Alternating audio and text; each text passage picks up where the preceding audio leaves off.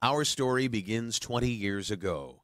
Boris Yeltsin was sworn into office. Jay Leno replaced Johnny Carson on The Tonight Show. And cell phones were really, really big. It was August of 1991, and a 20-year-old computer science student named Linus Torvalds sat down at his computer in Helsinki to post what is now one of the most famous entries in computing history. Hello, everybody out there. I'm doing a free operating system, just a hobby, won't be anything big and professional like GNU. It probably will never support anything other than AT hard disks, as that's all I have. Well, word of Linux open source project quickly spread around the globe, and developers from all over contributed their code. Linus named his OS kernel Linux and chose a penguin as its mascot, after a little incident at the zoo. He soon made a very important decision that would shape Linux's future just as much as the technology. He chose the GPL license, created by a visionary named Richard Stallman. The Linux kernel, along with the GPL license and other GNU components, revolutionized the computing industry with a few very simple yet very important freedoms. The freedom to use the software for any purpose. The freedom to change the software to suit your needs. The freedom to share the software with your friends and neighbors. And the freedom to share the changes you make.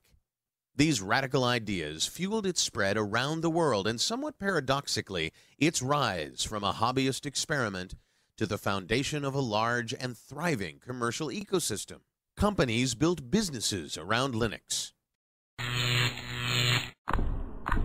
In 1999, Red Hat's stock tripled as it became the first Linux company to go public. That same year, IBM spent $1 billion to improve and advertise Linux. Does he have a name? His name is Linux. Soon, Linux was knocking out industry heavyweights and fueling the rise of the internet with its free software. In short, Linux revolutionized computing. But whenever something is this disruptive, there's bound to be competitive crossfire. But Linux not only survived, it thrived. Today, the kernel development community numbers in the thousands, with hundreds of companies collaborating on Linux development. Every 3 months, another version of Linux is released.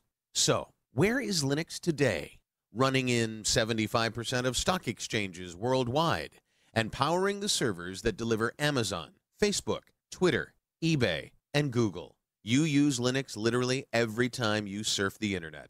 It's in your phone, in your TV, running 95% of supercomputers, and in many of the devices you use every day. Linux is everywhere. And the Helsinki-based programmer who started it all? He orchestrates this worldwide army of developers from his home office in Portland, Oregon, as a fellow at the Linux Foundation.